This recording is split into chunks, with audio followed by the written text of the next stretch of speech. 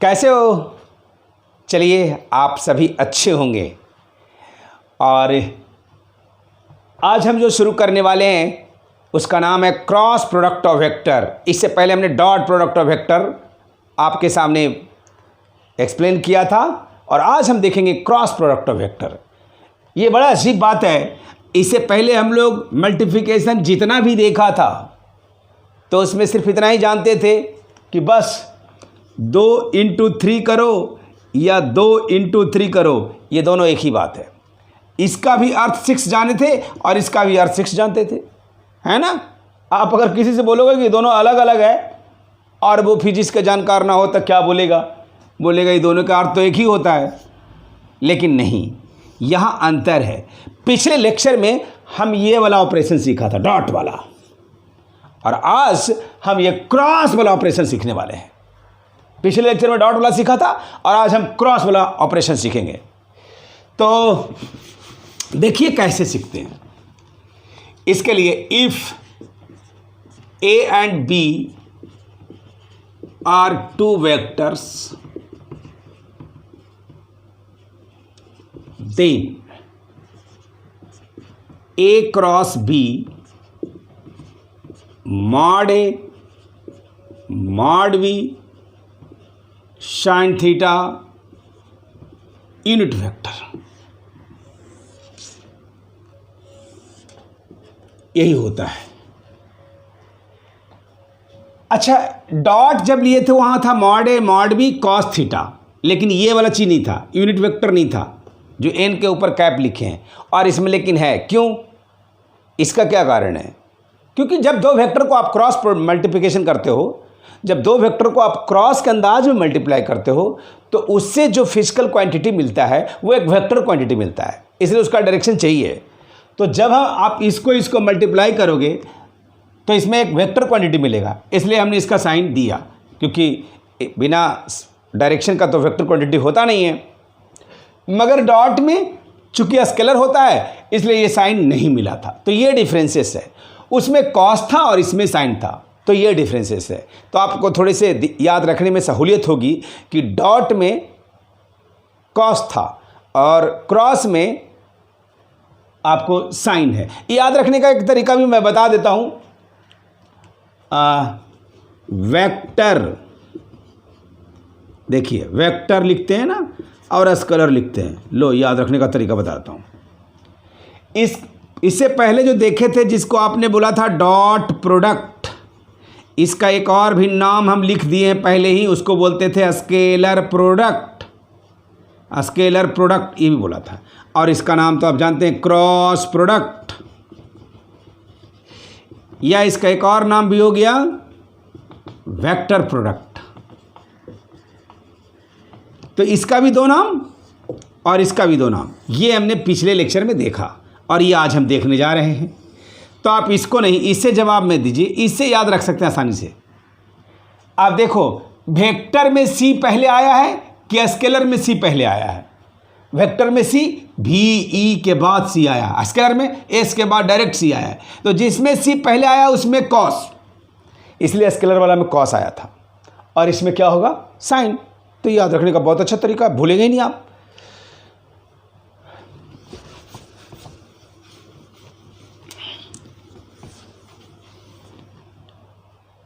अब आई क्रॉस आई बताते हैं। आई क्या था? Unit vector along x axis.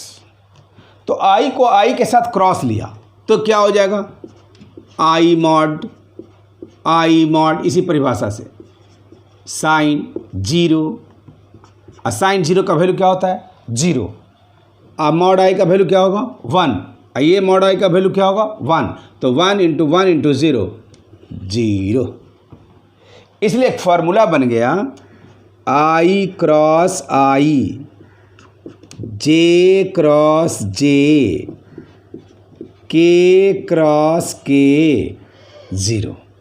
ये आपके सामने एक फॉर्मूला बन गया। कैसे आया एक बार फिर से देखो। इस परिभाषा में मॉड ए mod B sine theta operation, ये ऑपरेशन क्रॉस हटने के लिए इतनी चीज़ आनी चाहिए, ये ऑपरेशन है इसका। तो बच्चों आई क्रॉस आई करेंगे तो फिर ए के जगह पर मॉड आई, बी के जगह पर मॉड आई, क्योंकि दोनों आई है, और आई के बीच में एंगल कितना बनेगा? 0। कोई भी चीज़ सेल्फ के साथ 0 एंगल बनाता है। जैसे हम अपने आप के साथ कितना एंगल बना रहे हैं? 0। एक्स एक्सिस के साथ कितना एंगल बनाएगा? 0। इसलिए आई और आई के साथ कितना एंगल होगा? 0। और साइन 0 का वैल्यू कितना होता है? 0। इसलिए जब आई क्रॉस आई 0 आ गया तो जे क्रॉस जे भी इसी तरह से 0 आ जाएगा, और के क्रॉस के भी इसी तरह से 0 आ जाएगा, और ये आपके सामने एक फॉर्मूला बन गया। फिर से डॉट से आप देखिए, थोड़ा सा डॉट से कंपेयर करो। तो डॉट में आप क्या देखा था कि I dot I, J dot J, के डॉट के 1 आया था, यहां क्या आया? 0। ये अंतर है। फिर बच्चों आई क्रॉस जे करके देखो, तो ये हो जाएगा mod i mod j sine 90, और साइन 90 का वैल्यू क्या होगा? 1, यानी 1 1 1 इज इक्वल टू 1। इसका मतलब आई क्रॉस जे का वैल्यू कितना हो गया? 1 हो गया। आई क्रॉस जे का वैल्यू कितना हो गया? 1 हो गया। तो आई क्रॉस जे का वैल्यू आपके सामने 1 आ गया, और जब 0 वैल्यू आया तब तो कोई बात नहीं है, क्योंकि जब मैग्नीट्यूड 0 आया तो उसका डायरेक्शन देने की कोई झंझट नहीं है। लेकिन जब मैग्नीट्यूड 1 आएगा, चाहे कुछ भी फाइनाइट नंबर आएगा, तो उसका डायरेक्शन आपको देना पड़ेगा। अब आप इसका डायरेक्शन कैसे दोगे, ये बात आपको बताते हैं। तो इसका डायरेक्शन देने के लिए बच्चों हमको रूल्स सीखना पड़ेगा कि इसका डायरेक्शन हम कैसे दें। आपको तरीका बताते हैं। देखिए, 2 वेक्टर के क्रॉस प्रोडक्ट के डायरेक्शन देने के लिए कई रूल्स हैं, जिसमें से कुछ रूल्स का नाम आपने सीखा भी है, जानता भी है आप। जैसे screw rule, Maxwell screw rule नाम सुना होगा। फ्लेमिंग लेफ्ट हैंड रूल का नाम तो ज़रूर सुना होगा। राइट हैंड थंब रूल का नाम ज़रूर सुना होगा। राइट हैंड पाम रूल का नाम ज़रूर सुना होगा। इतने सारे रूल्स हैं। आपको ये कंफ्यूज कर सकता है, किसी में बाएं हाथ से रूल देना है, बाएं का कमाल है, तो किसी में दाएं का कमाल है, आप कंफ्यूज करोगे। इसलिए अगर आप चाहते हो कि इन सब कंफ्यूजनों से बच सकें, तो आप मेरा एक इन्वेंट किया हुआ रूल है, उसे देखो। उस रूल से आप किसी भी फिजिकल क्वांटिटी जो क्रॉस प्रोडक्ट से डिफाइन है, उन सब का जवाब दे सकते हो, और आप कहीं नहीं फंसोगे एक ही रूल से। वो रूल क्या है? उस रूल का नाम लेफ्ट हैंड स्लैप रूल रखे बच्चों, है ना। शुरू तो मैंने इसको कहा था कि इसको स्लैप रूल कहते हैं, लेकिन बाद में थोड़ी दिक्कत हुई, क्योंकि स्लैप जनरली राइट हैंड से मारा जाता है। तो बच्चे ने कहा सर इसमें तो लेफ्ट का कमाल है, तो फिर इसको स्लैप रूल कैसे कहा जाए? तो हमने कहा कोई बात नहीं, आज के बाद से इसको नन थप्पड़ रूल बोलना, मैंने जिसे थप्पड़ ना मारा जाए। फिर कुछ बच्चे ने कहा सर अभी भी प्रॉब्लम आएगी, लेफ्टी के लिए तो नन थप्पड़ राइट हो जाएगा। तो हमने कहा कोई बात नहीं, इसका सबसे अच्छा तरीका है कि आप इसको लेफ्ट हैंड स्लैप रूल बोलो। मैंने थप्पड़ मारनी है, पर शर्त है बाएं से ही मारनी है। तो आप किसी का भी जवाब दे सकते हो। ये फर्स्ट वेक्टर, ये सेकंड वेक्टर, और ये थर्ड वेक्टर, ये याद रखना है। फर्स्ट, सेकंड, ये थर्ड। अब आप कहेंगे कि फर्स्ट, सेकंड, थर्ड से आप कहना क्या चाहते हैं, तो सुनिए। ये फर्स्ट, ये सेकंड, और जो अब इसका डायरेक्शन आने वाला जिसको हम ढूंढे नहीं है, वो क्या है? थर्ड है। यही इसका मतलब है। तो फर्स्ट की तरफ फर्स्ट, यानी आई की तरफ रखेंगे 4 अंगुल, जे की तरफ रखेंगे थंब को। अब जिधर जाएगा डायरेक्शन पाम जिस तरफ होगा वो डायरेक्शन देगा, इन दोनों के क्रॉस करके जो आएगा उसका, यानी इस रिजल्ट का, यानी 1 जो आएगा उसका डायरेक्शन कैसे मिलेगा? आई की तरफ एडजस्ट करेंगे पहले 4 फिंगर, जे की तरफ एडजस्ट करेंगे थंब, तो पाम ये जो देख रहे हैं तलहथी, वो जिस दिशा में जाएगा वो डायरेक्शन होगा एक आई क्रॉस जे का। जैसे देखो बच्चों, मान लो ये आई है और मान लो ये जे है, ये एक्स एक्सिस और ये वाई एक्सिस। प्लेन में ही समझा देते हैं, ये बोर्ड का एक्स एक्सिस और ये बोर्ड का वाई एक्सिस ऐसे। अब आई के तरफ इसका फर्स्ट है, ये फर्स्ट है, ये सेकंड है, और जो आने वाला जिसका अभी डायरेक्शन पता नहीं चला वो थर्ड है। तो फर्स्ट मेरा मतलब इधर हो गया एक्स और इधर क्या हो गया वाई, प्लेन में बना दिया मैं। तो आई की तरफ रखिए चारों उंगली, क्योंकि इसका फर्स्ट मेरा first.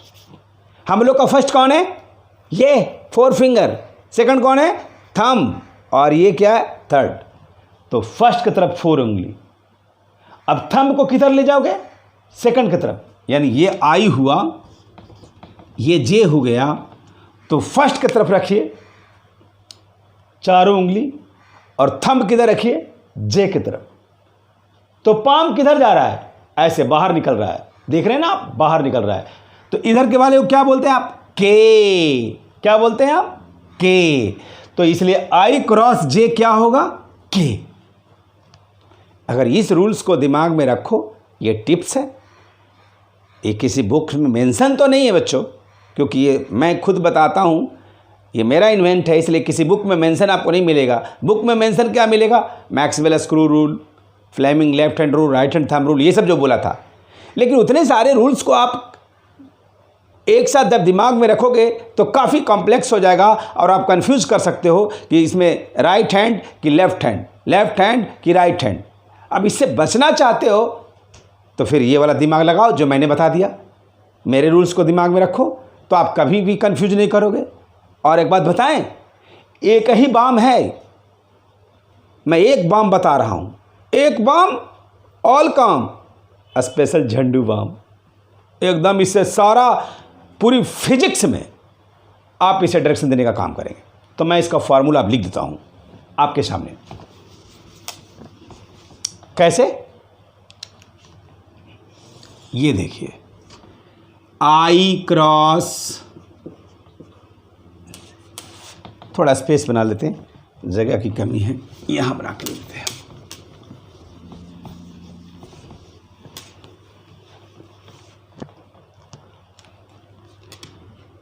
I cross j is equal to k, j cross i is equal to,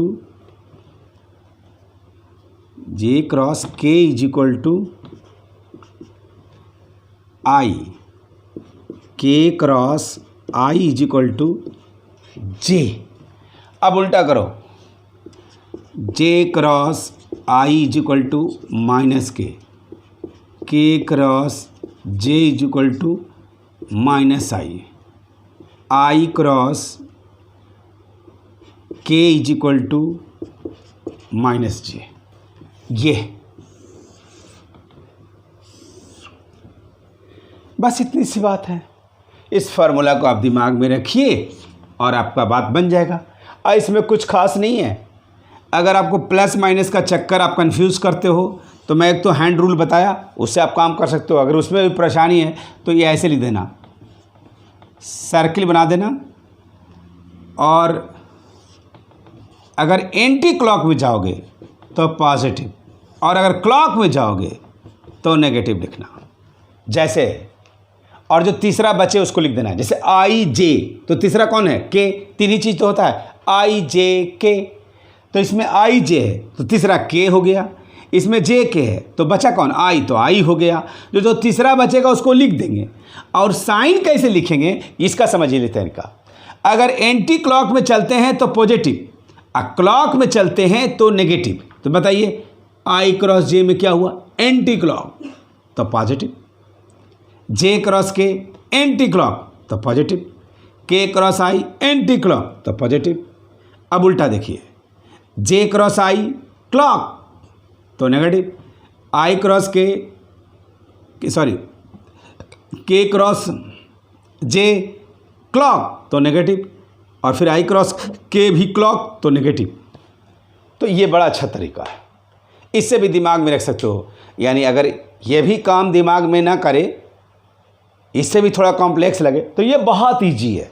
आप सर्किल बना के आई जे के लिख दो, एंटी क्लॉक जाओ तो पॉजिटिव ले लो, क्लॉक वाइज जाओ तो नेगेटिव ले लो, कोई गड़बड़ी नहीं होगी, बहुत simple.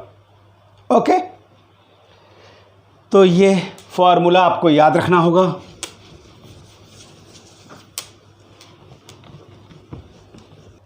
If a is equal to 2i plus 3j plus 5k, b is equal to 4i plus 6j plus 8k, then find a cross b। a cross b निकालना है बच्चों। सॉल्यूशन देखिए कैसे करेंगे।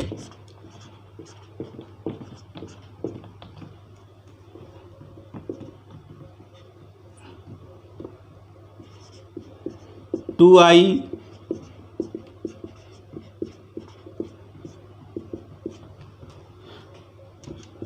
फोर आई 6j 8k, अब गुना कर दीजिए, इसको इससे कीजिए,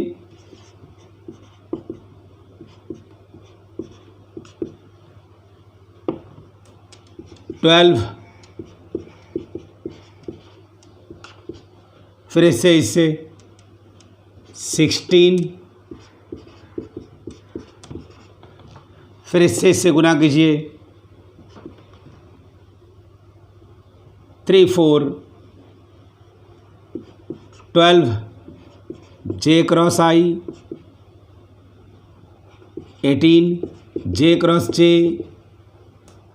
24, जे क्रॉस के, फिर ऐसे कीजिए 20, के क्रॉस आई 30, के क्रॉस जे और 40 के क्रॉस के। तो ये हो गया। अब आप इसको करोगे तो कितना हो जाएगा? 0, आई क्रॉस जे 12 के,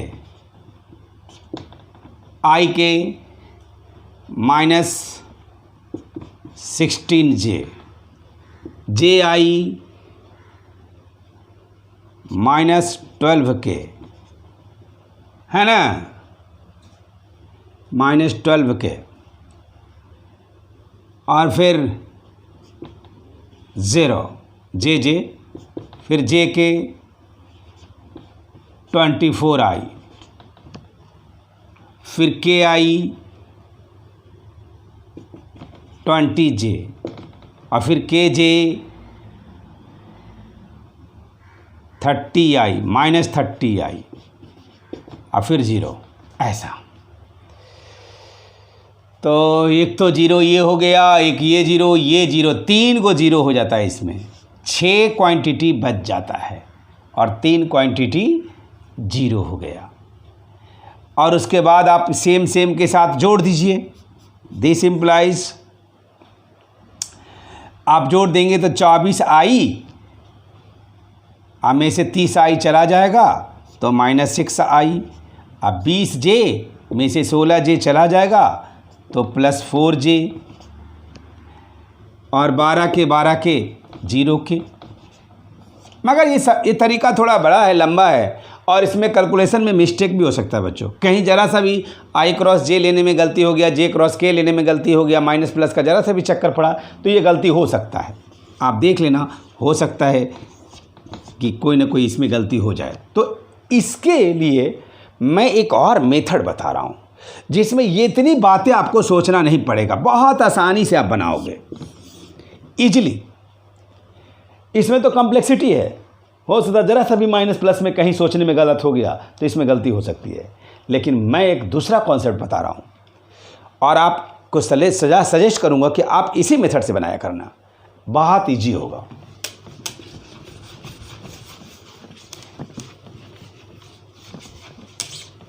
देखिए, ए क्रॉस बी अगर लिखना है तो एक ऐसा डिटर्मिनेंट बना दो, और यहाँ पर आई लिख दो, जे लिख दो, के लिख दो, और यहाँ पर नंबर्स डालो 2 3 5। अब यहाँ पर नंबर डालो 4 6 8। अब इसको डिटर्मिनेंट बोलते हैं। ये देखिए, मैं डिटर्मिनेंट को अलग से कंसेप्ट दे देता हूँ 1 सेकंड में। ऐसी व्यवस्था का नाम डिटर्मिनेंट है। अब 12th के मैथ्स में इसको पढ़ोगे। यहाँ लिखा हुआ है अगर A B C D E F G H I, इसमें 3 रो है और 3 कॉलम है बच्चों। ये देखिए, पहला रो, दूसरा रो, तीसरा row, first column, second column, third column, 3 column. इसको कॉलम बोलते हैं और इसको रो बोलते हैं। खुलने का तरीका ऐसे होता है, प्लस माइनस प्लस। तो आप ए को ऐसे ले लीजिए और इसके हॉरिजेंटल वर्टिकल को गायब कर दीजिए, ये, और जो बचा उसको लिख दीजिए E F H I, फिर माइनस बी लिख दीजिए। अब इसका हॉरिजेंटल वर्टिकल गायब कीजिए। बी का हॉरिजेंटल वर्टिकल कौन गायब होगा? तो बी का हॉरिजेंटल ये हो गया और ये। तो क्या क्या बचेगा आपके सामने? D F G I, plus minus फिर प्लस, प्लस C। तो C का हॉरिजेंटल वर्टिकल फिर से गायब कीजिए, ये गायब, ये गायब। D E G H। अब आप क्या करें? अब इसको फाइनली, पहला ऑपरेशन तो मैंने करके दिखा दिया। फाइनल ऑपरेट करने का तरीका है, आप ऐसे गुना करें और ऐसे घटा दें। देखिए, A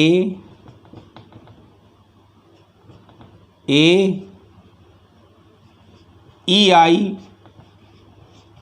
H F, B D I G F, C D H G E। मतलब हमेशा जैसे 4 कैसे लिखते हैं आप? ऐसे, ऐसे गुना करना है और ऐसे घटाना है। ऐसे जैसे 4 लिखते हैं आप, ऐसे गुना करना है, ऐसे घटाना है, बस यही करना है। इसका देखिए सॉल्यूशन निकल जाएगा फटाफट, एक लाइन में निकलेगा। उसमें कई लाइन्स लगा था, इसमें एक लाइन सफिशिएंट हो जाएगा और आपका सवाल बन जाएगा। आई तो ये गायब, ये गायब। 18 माइनस 15 नहीं 30 आई। जे ये गायब, ये गायब। 16 माइनस 20 के ये गायब, ये गायब। 12 माइनस 12 तो कितना हो जाएगा? 18 में से 30 चला जाएगा, यानी माइनस 12 आई। 16 में से 20 चला गया, माइनस माइनस प्लस 4J अब प्लस 0 के। एक लाइन में ही बना और उसको कई लाइन्स में इतना ही सॉल्यूशन लाया था मैंने। उसमें कई लाइन्स लगा, इसमें सिर्फ एक लाइन सफिशिएंट है कि आप इस डिटर्मिनेंट के तरीके से आसानी से इसका सॉल्यूशन कर सकते हैं। तो कभी भी क्रॉस प्रोडक्ट आप निकालना हो बच्चों, इस कंसेप्ट को देखो, बगल में मैं लिख भी दिया। ऐसे आप 12th के मैथमेटिक्स में काफ़ी कुछ सीखेंगे उसमें। तो कभी भी आपको करना हो तो आप इस तरीके से कर सकते हैं, जो ईजी होगा। और अगर आप चाहते हैं कि डिटर्मिनेंट करके ऐसे अरेंज भी ना करें, डायरेक्ट ऐसे लिखा रहे सवाल, खाली ऐसे ऊपर नीचे लिख लीजिए, डायरेक्ट आंसर कीजिए विदिन सेकंड, ये भी तरीका मैं बता देता हूँ एक। ये सब 3 मेथड बता दिया आपको, ये तरीका। और इसमें क्या करें? आई, तो जो आई किया उसको ढक दो। 24 गुना वैसे करो, 24 माइनस 30, ये डिटर्मिनेंट का ही दूसरा स्टाइल है सिर्फ।